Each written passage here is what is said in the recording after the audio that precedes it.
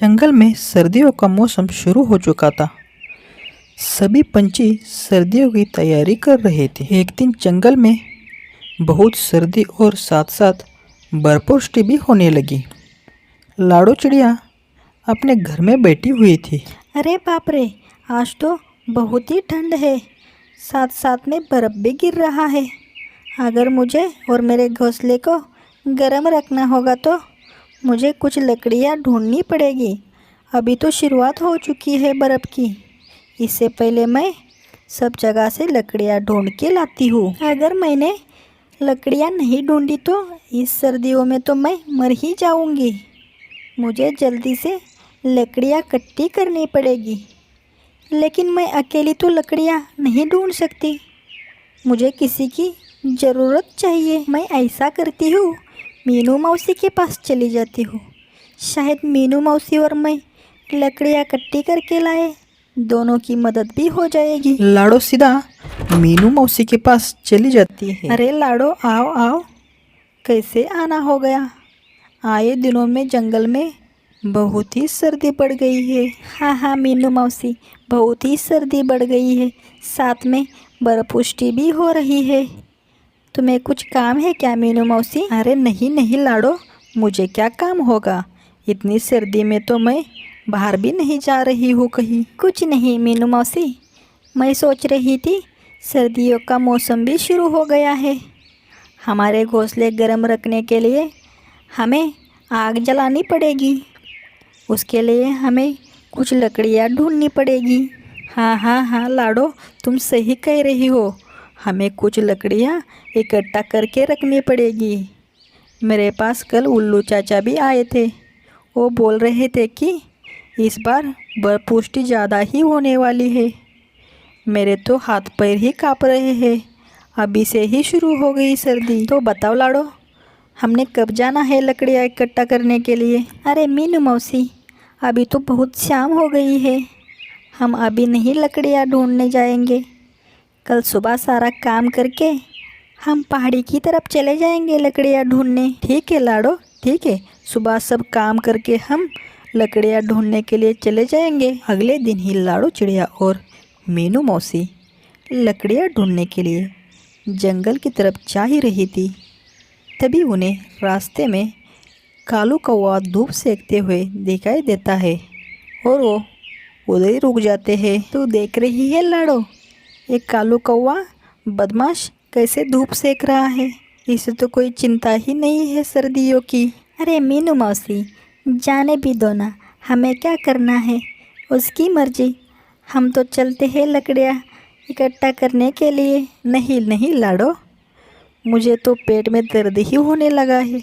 हम काम करने जा रहे हैं और ये आलसी कालू कौवा धूप सेक रहा है। मुझे तो अच्छा नहीं लग रहा है। देख लेना तुम, मैं भी इसे कैसे काम पे लगा लेती हूँ। मीनू मौसी कौवे के पास चली जाती है। रहने भी दो ना मीनू मौसी, क्यों बेचारे को परेशान कर रहे हो? हम चलते हैं हमारे काम पे। अरे लाडो, तुम चुप ही बैठना। मैं इस जंगल की सबसे बुजुर्ग चिड़िया हूँ। मुझे मीनू मौसी कहते हैं। रुक जाना, ये कितना आलसी है और कामचोर है मुझे पता है। इसको मैं अभी सबक सिखाती हूँ। अरे ओ कालू के बच्चे, कितना टाइम सोता रहेगा? ऐसे सोते सोते तुम्हारे टांगे दर्द नहीं करती है क्या? हाँ, कुछ काम भी कर लिया करो। कालू कौवे को पता होता है मीनू मौसी कैसी है, इसीलिए कालू कौवा उसकी बातों को अनसुना होकर देता है और चुपचाप बैठा रहता है। अरे कालू कौवे, तू चुप कैसे बैठ सकता है? आलस की वजह से तुझे सुनाई नहीं दे रहा है क्या? मैं कुछ बोल रही हूँ। क्या मीनू मौसी, सुबह सुबह परेशान कर रहे हो? मैं तो चुपचाप धूप सेक रहा हूँ। मेरी वजह से कोई आपको परेशानी हो रही है क्या? अगर हो रही है तो मैं यहाँ से कहीं दूर चला जाता हूँ। अरे कालू कौवे, मुझे पता नहीं है क्या तू कितना आलसी और कामचोर है? नहीं नहीं मीनी मौसी, मैं कामचोर नहीं हूँ। मैं कुछ भी काम कर सकता हूँ मीनू मौसी। अच्छा अच्छा, ऐसा है क्या? तो चल हमारे साथ पहाड़ी की तरफ। मैं और लाडो घोंसले गर्म रखने के लिए कुछ लकड़ियाँ ढूंढने के लिए जा रहे हैं। तू भी चल हमारे साथ। कालू कौवा एक भोला और शरीफ कौवा था। वो मीनू मौसी के बातों में आ गया और उनके साथ चलने के लिए तैयार हो गया। लाडो, मीनू मौसी और कालू कौवा पहाड़ी की तरफ लकड़ियाँ ढूंढने के लिए निकल जाते हैं। थोड़ा ही आगे जाते ही उन्हें कुछ लकड़ियाँ दिखाई देती है। चलो लाडो, हम यही लकड़ियाँ उठा के अपने घोंसले की तरफ चले जाते हैं। तीनों एक एक लकड़ी उठा के लाडो के घोंसले की तरफ निकल जाते हैं। तीनों भी लाडो चिड़िया के घोंसले के पास आ जाते हैं। तभी मीनू मौसी बोलती है, लाडो, तुम्हारा घर तो बहुत ही छोटा है।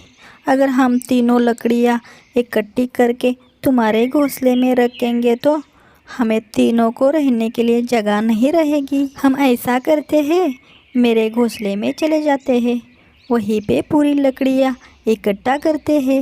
मेरा घोंसला तो बहुत ही बड़ा है और हम तीनों आराम से उस घोंसले में रह लेंगे। मीनू चिड़िया जैसे ही कहते हैं वैसे ही दोनों उसके हाँ में हाँ मिलाते हैं और मीनू मौसी के घर पे चले जाते हैं। तीनों भी अपनी लकड़ियाँ मीनू मौसी के घोंसले में लेके आते हैं।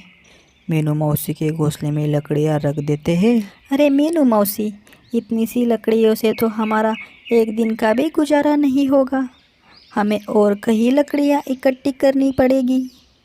हमें और लकड़ियाँ ढूंढने के लिए चले जाना पड़ेगा। तभी मीनू मौसी अचानक से अपना नाटक शुरू कर देती है। अपने पैर में मोच आई ऐसा बहाना कर लेती है। अरे बाप रे, मेरे पैर में तो मोच आ गई। मेरा पैर तो दर्द हो रहा है। अब तो मुझे उड़ा नहीं जाएगा। आप दोनों ऐसा करो, आप दोनों लकड़ियाँ और लेके आओ, मैं घर में ही थोड़ा आराम कर लेती हूँ। अरे कोई बात नहीं मीनू मौसी, मैं और लाडो चिड़िया और लकड़ियाँ ढूंढ के लाते हैं, तब तक घर में आप आराम कर लेना। इतना बोलकर लाडो चिड़िया और कालू कौवा पहाड़ी की तरफ लकड़ियाँ ढूंढने के लिए चले जाते हैं। दिन भर लाडो चिड़िया और कालू कौवा बहुत लकड़ियाँ जमा कर लेते हैं। मीनू मौसी के घर में ढेर ही लग जाता है लकड़ियों का। फिर शाम को तीनों जन बैठ के आग जला लेते हैं और उधर ही सो जाते हैं। सुबह हो जाती है। कालू कौवा बोलता है, वाह वाह वाह लाडो वाह, मीनू मौसी कितनी अच्छी मुझे रात को नींद आई थी। ऐसी नींद तो मैं ज़िंदगी में कभी भी नहीं सोया हूँ। इतनी अच्छी नींद आई। वाह, ठंड तो मुझे बिल्कुल भी नहीं लगी थी, पर मुझे अभी बहुत भूख लगी है। अभी मेरे पेट में चूहे काट रहे हैं। कालू भैया, मुझे भी तो बहुत भूख लगी है। देखते हैं मीनू मौसी को पूछ के, कुछ घर में धान है क्या? अरे मीनू मौसी, आपके घर में कोई अनाज है क्या? हम दोनों को भी बहुत सी भूख लगी है। अरे हाँ हाँ लाडो, मेरे पास थोड़ा सा अनाज बचा है, तुम दोनों थोड़ा थोड़ा करके खा लेना। कालू और लाडो थोड़ा थोड़ा अनाज खा लेते हैं। खाना खाने के बाद लाडो कालू से कहती है, अरे कालू भैया, अब हमने कुछ अनाज खा लिया है, हमारी लकड़ियाँ तो ख़त्म हो जाएगी। चलो कुछ और लकड़ियाँ लेके आते हैं। तभी मीनू मौसी उन दोनों को रोक लेती है और बोलती है कि लाडो, तुम ऐसा कर लेना, अब लकड़ियाँ के बजाय अनाज लेके आना तुम दोनों। घर में तो थोड़ा ही अनाज बचा है। मैं अकेली होती तो मुझे अनाज इस सर्दियों में चला जाता। अब हम तीनों इस घर में रह रहे हैं तो हम तीनों को अनाज 2-4 दिन ही नहीं जाएगा। तुम ऐसा करना, तुम दोनों अब अनाज ढूंढ के लेके आना। हम तीनों को अनाज सर्दियों के मौसम तक हो जाएगा। ऐसा कहते हुए लाडो और कालू कौवा अनाज ढूंढने के लिए जंगल में चले जाते हैं। दिन भर बेचारे मेहनत कर रहे थे और इधर लाडो मौसी अपने घोंसले के बाहर मस्त धूप सेक रही थी। ये सर्दियों का मौसम कितना अच्छा होता है। मेरे पास तो अब लकड़ियाँ भी है और सुबह मेरे को धूप भी सेकने को मिलता है। रात को अगर ज़्यादा ठंड पड़ जाए तो मेरे पास आग जलाने के लिए बहुत सी लकड़ियाँ जमा हो गई है। मैंने तो इनको झूठ ही बोला, मेरे पास तो बहुत अनाज है। मैंने पहले से ही इतना अनाज जमा करके रखा है कि मेरा सर्दियों का मौसम चले जाएगा। अब मैं ऐसा करती हूँ, मेरे घोंसले में चली जाती हूँ और अंदर से कुंडी बंद कर लेती हूँ, और ये दोनों को घर के अंदर भी नहीं लूँगी, नहीं तो ये सारे मेरा अनाज तो ख़त्म कर ही लेंगे, साथ साथ में पूरी लकड़ियाँ भी ख़त्म करेंगे। मैं जल्दी से चली जाती हूँ। इधर लाडो और कालू कौवे को अनाज ढूंढते ढूंढते रात हो जाती है, पर उन्हें अनाज कोई मिलता ही नहीं। वो खाली हाथ रात को मीनू मौसी के घर पे आ जाते हैं। इधर मीनू मौसी ने वो आने के टाइम पे ही अंदर से कुंडी बंद करके रखी थी। मीनू मौसी, ओ मीनू मौसी, जल्दी से दरवाज़ा खोल दो, मैं लाडो हूँ। शायद से मीनू मौसी सो गई है लगता है कालू भैया। जरा तुम रुको लाडो, मैं थोड़ा आवाज़ लगाता हूँ। मीनू मौसी, अरे ओ मीनू मौसी, दरवाज़ा खोल दो, बाहर बहुत ठंड है। अगर थोड़ा टाइम हम इधर रुकेंगे तो हम इधर ही जम जाएंगे। जल्दी से दरवाज़ा खोलो। अंदर तो मीनू मौसी सब सुन ही रही थी, लेकिन मतलबी मीनू मौसी ने दरवाज़ा नहीं खोला। वो चुपचाप से अपने घोंसले में पड़ी रही थी। कालू भैया, मुझे लगता है मीनू मौसी तो सो ही गई है। हम ऐसा कर लेते हैं, मेरे घोंसले में चले जाते हैं। कुछ लकड़ियाँ मेरे घोंसले में पड़ी है, आज उन लकड़ी को जला के हम उधर ही आज की रात निकाल लेते हैं। ठीक है लाडो, ठीक है, हम तुम्हारे घोंसले में चले जाते हैं। मीनू मौसी खिड़की से देख लेती है। मुझे लगता है वो दोनों चले गए हैं। आज तो ज़्यादा ही ठंड है, अब मैं कुछ लकड़ियाँ जला लेती हूँ। मीनू मौसी तुरंत लकड़ियाँ जलाने के लिए लेती है। अरे बाप रे, आज तो ज़्यादा ही ठंड लग रही है, मुझे कुछ और लकड़ियाँ जलानी पड़ेगी। मीनू मौसी तो लकड़ियों को खींचने लगती है। जैसे ही एक लकड़ी खींचने जाती है, पूरा लकड़ियों का ढेर उस आग में आ जाता है और पूरे ढेर को ही आग लग जाती है। अरे बाप रे, पूरे लकड़ियों में आग लग गई, अब तो मैं मर ही जाऊंगी। कोई बचाओ, लाडो लाडो, कालू, जल्दी से मुझे बचाओ। अरे कोई है, मुझे बचाओ। अरे बाप रे कालू भैया, ये तो मौसी की आवाज़ लग रही है, जल्दी से चलो, मौसी मुसीबत में है। जैसे ही वो दोनों घोंसले के पास चले जाते हैं, वैसे ही घोंसले को चारों तरफ से आग लगी होती है। कालू कौवा हिम्मत के साथ और दरवाज़ा तोड़ देता है और मीनू मौसी को आग से बाहर निकाल देता है। मीनू मौसी के पंखों को आग लगी होती है। कालू कौवा उसको उठा के तालाब में फेंक देता है।